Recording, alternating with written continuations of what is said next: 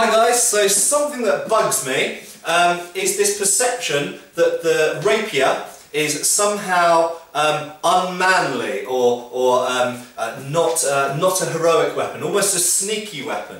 And I don't just refer to the rapier here, in fact this is carried over to the small sword as well. And this is something which really perpetuates a lot of 20th century literature, especially sort of historical set novels and has historically set novels. For example, Bernard Cornwell's novels, he has this theme running throughout a lot of his books, both the Dark Age stuff, the Arthurian stuff, and in fact the sharp Napoleonic period things.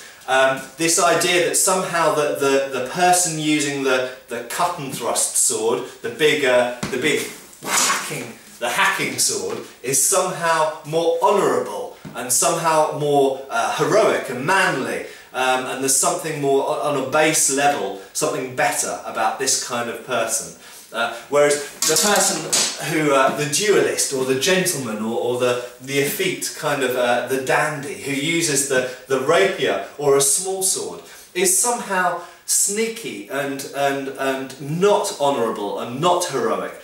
And this absolutely bugs the hell out of me. And unfortunately, HEMA people today, people doing historical fencing, should know better. But you get the same, you get exactly the same comments made like over and over again. I've been doing this for like 16 years or something now in HEMA, and ever since I began, and I certainly have been one of the perpetrators in the past, although I try not to be now, making jokes about the flouncy shirted rapier monkeys is a term I've heard used. But the dandyish people using rapiers and the manly tough people, or you know, not necessarily manly, could be womanly, but the tough, the hardcore people using the long swords, and god damn, this really annoys me.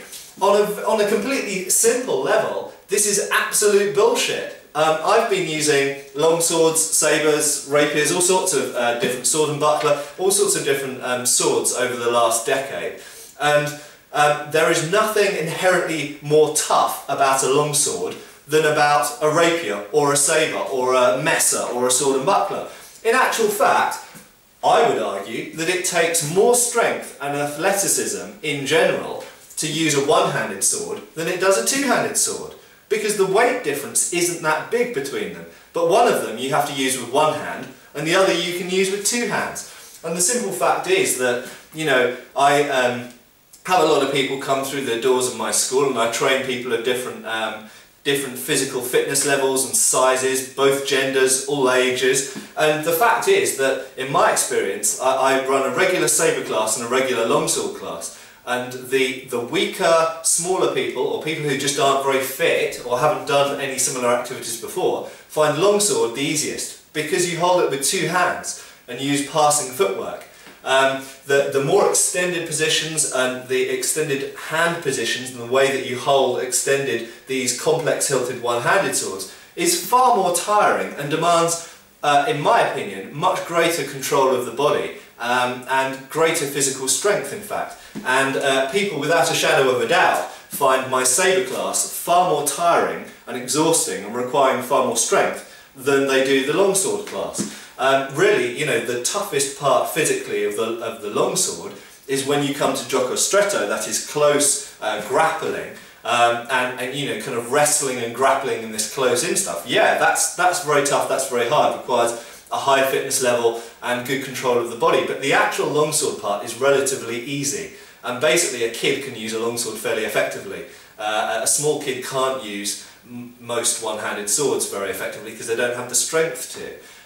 So there we go. I really hope that with greater understanding out there of different styles of sword and the ways that they were used, and the reality of the fact that a rapier is not lighter necessarily than a longsword or a one-handed medieval sword or a sabre, they're all a similar kind of weight range. I hope that people will start to realise that the rapiers and small swords are not sneaky weapons, they're not dishonourable weapons, and they're not weak weapons. They actually require as much strength and fencing skill and honour, shall we say, as any other of the swords. Thank you.